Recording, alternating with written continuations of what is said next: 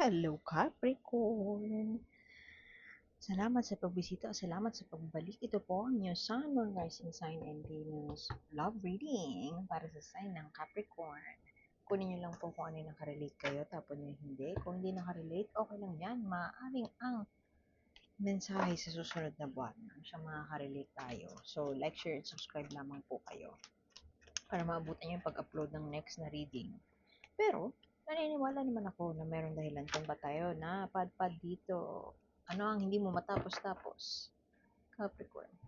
Naniniwala ako na kayo ay napadpad dito for a reason at maaaring yun ay sa mensahe ng isang ng deck na ito, or yan. Lalo na yung Oracle kasi universal siya. Anyway, Capricorn, what is happening? Meron kang gusto ng tapusin pero hindi mo matapos-tapos. Meron kang gustong alisin na sa buhay mo pero hindi mo maalis-alis. Meron kang kailangan ng isarado na chapter eh. Hindi ko alam kung meron kang you walked away from someone o pwede naman na ayaw mo na ng obligasyon. Parang ayoko na to. Tapusin na natin to. Ay, hindi. Sige, lagay muna natin dyan habang kumukuha tayo ng clarification. Yan ang main energy. Hindi matapos-tapos na chapter ng buhay ni Capricorn. Hindi matapos-tapos, hindi maalisan, pwedeng ganon. Kung matagal ng relasyon na gusto mong alisan, hindi mo maalis-alisan. Excuse me, kung merong relasyon na gusto mong um, may tao na gusto mong layuan, hindi mo malayo-layuan. Pwede din naman na kung halimbawa ang plano nyo ng 2025 bumukod na, hindi pa rin nangyayari sa ngayon. Ayaw mo nang kasama yung in-laws mo, pwedeng ganon. Pwede din naman na ayaw mo na tong, ooh, nice. Pwede din naman na may kinalaman sa pera. Lumabas ang dalawang Queen and King of Pentacles. Maganda kasi ikaw yan. Pwedeng ikaw din ay in a relationship with an earth sign. Pero, pwede kasi na yung iba sa inyo ay, yung tulad ng sinabi ko kanina, obligasyon. Meron kayong obligasyon na gusto nang tapusin, pero hindi nyo pa maalis sa buhay nyo. Pwede din naman, yung iba sa inyo, very specific to, pwedeng walang makarelate at all, o pwedeng isa lang. Yung iba sa inyo, pwedeng ano, parang legal father kayo or legal mom kayo nung isang bata na actually anak siya ng partner nyo o anak siya ng napangasawa nyo. Pero, ewan ko inabandon nung kinakasama and nasa custody mo na siya. And while you care so much for this person, deep in your heart, parang gusto mo nang tapusin kasi na-exhaust niya yung resources mo. You're taking responsibility dun sa tao na hindi mo naman responsibilidad to begin with. Extreme yun. So, maaaring wala talagang makarelate dun. Pero, nakita ko yung scenario na yun. So, ang world card, it's ripe for you. The challenge for you is to make this upright, to close that chapter in your life. Hindi ko alam, pwede din naman na ano yan, na moving on from a failed relationship. Pero getting this king and queen, pwedeng you are in a same-sex partnership. Parehas na babae to. Dalawa yung deck kasi na to, dalawa yung king niya. Somebody is stable and grounded. You are in a parang soulmate connection. Perfect yung match nyo. Perfect in a sense na, syempre wala namang perfect na relationship daw. So, perfect in a sense na, match kayo ng mga gusto, ng vision in life. Parang parehas. Perfect in a sense na parehas kayo ng paniniwala o parehas kayo ng mga mindset pagdating sa pera. Pwede din naman na yung gusto mong iwanan or kailangan mong iwanan, kailangan mo nang tanggalin sa buhay mo ay may kinalaman sa pera. Hindi ko alam kung meron kang tinutustusan na tao o meron kang pinapag-aral na tao. Pero somebody is not, yung isa ay hindi na, doesn't feel na financially stable. Pero yung isa naman, which is this king, is stable financially, emotionally, and grounded siya. Ewan ko sa decisions niya in life.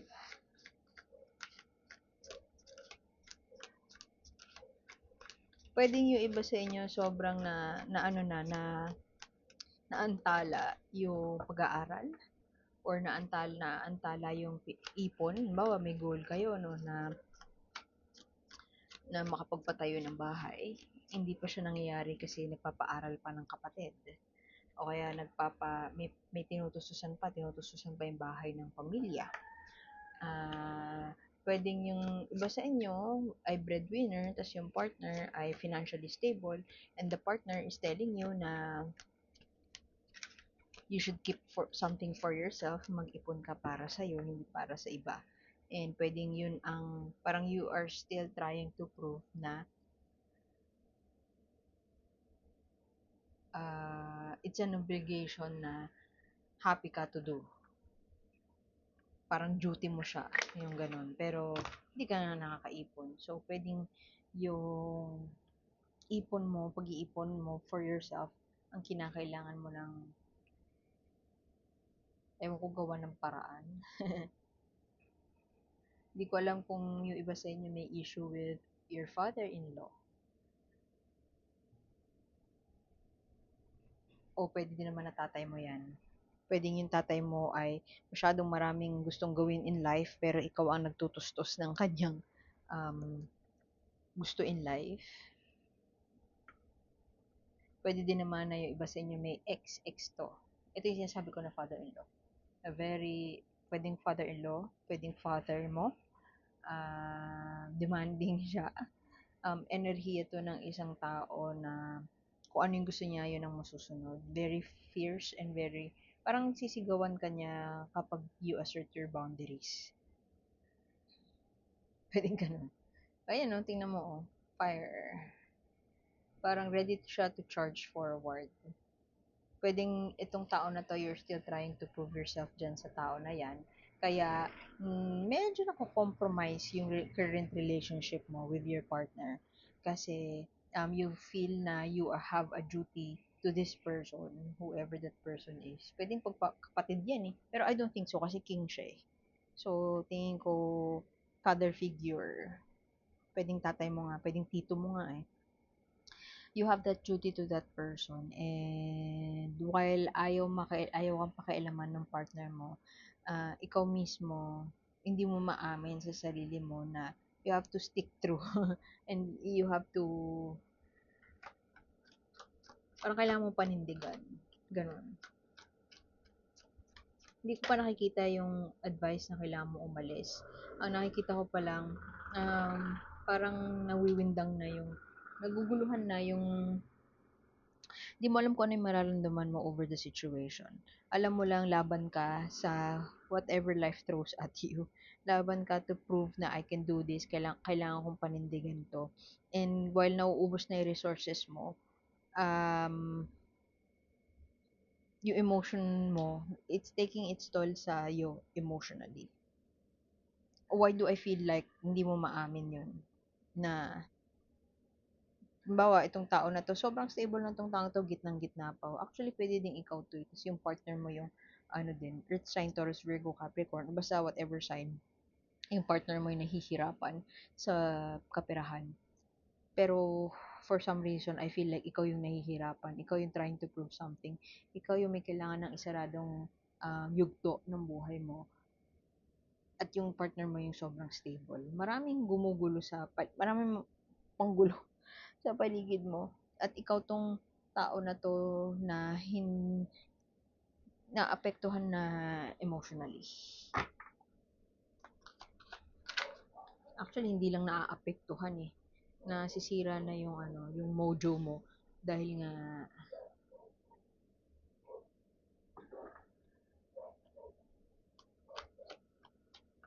meron kang tinutustusan na ibang tao. Kung hindi tinutustusan na ibang tao, meron kang hindi ma-pursue. Ewan ko, pwedeng yung financial goals mo hindi pa ganun ka intact, hindi pa ganun ka ayos. Natatakot kang layuan itong taong to. Natatakot kang alisin itong taong to. Yung fierce na tao, yung demanding. Charming siya pero demanding. Ito very extreme din to, pero yung iba sa inyo pwedeng kasal ka dati, tapos naghiwalay na kayo, pero meron ka pa rin kailangang tustusan doon sa relationship, from that past relationship, hindi mo maaalisan yon. Pero right now, you are in a, halimbawa babae ka, lalaki yon, kasal ka nga. Pero ito ngayon, meron kang karelasyon na same sex. Hindi masyadong maayos yung, hindi nyo maplano ng maigi yung future ng dalawa kasi nga, meron pang parang unresolved na issue from the ex, which is ito. Kung di yan father figure, pwedeng yan nga yung ex mo na demanding. Yun, si Capricorn, parang laban lang siya ng laban. Pero ang maganda doon, death card, something will come to an end. I'm not talking about life. Something will come to an end, ibig ko sabihin may pagbabago na mangyayari sa sitwasyon mo. And it is positive.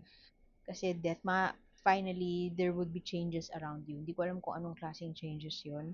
I don't feel like change siya as in kung ngayon ay parang stress na stress ka, bukas hindi ka na stress. Hindi ganon.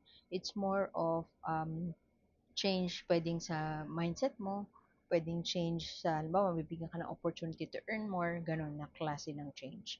And I strongly feel that itong same-sex, not necessarily same-sex eh. Nasabi ko lang same-sex kasi king siya pero queen yung ano niyo, babae.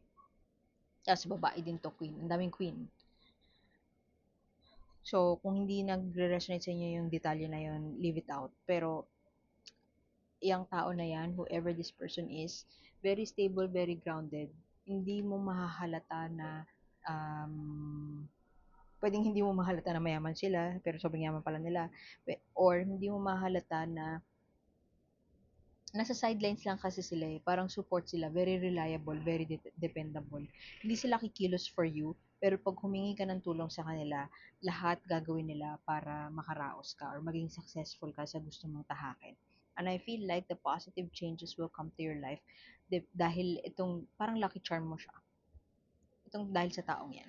So, pwedeng tutulungan ka niya, pwedeng siya lang yung shoulder to cry on mo, malaki ang magiging impluwensya niya para maipanumbalik mo yung balanse sa buhay mo. Alright. Mukhang you will go into a parang planning mode. Planning mode si Capricorn and may mga um, lalo na Feb pa lang, quarter 1 pa lang ng taon, maraming paplanuhin o maraming sisimulan or i-attempt na simulan, and this is an affirmation na you have all the resources that you need para maisakatuparan yung gusto mo. Yun nga lang nga, ingat ka kasi you run the risk of parang mawalan ng tulog, you overthink siya.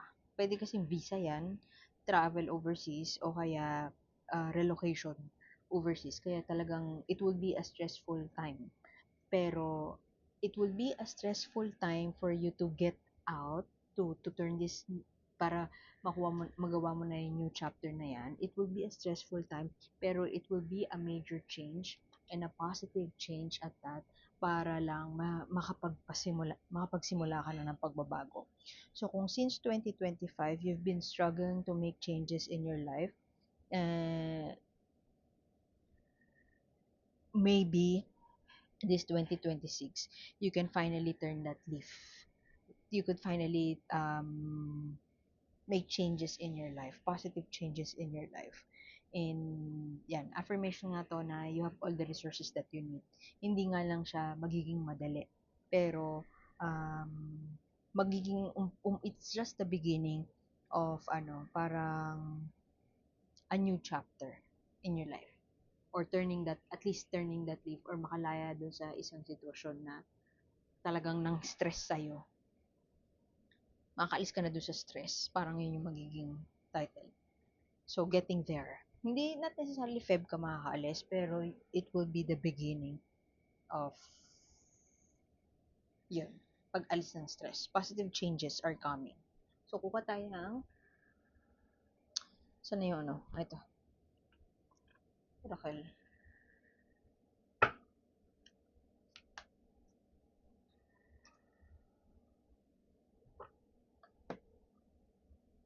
Wait.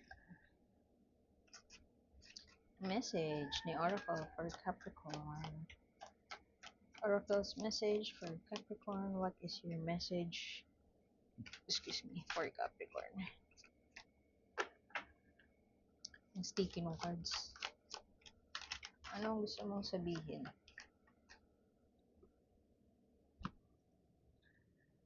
Ay! Pares kayo ni... Sino ba yun? Aquarius? Say hello. Hello.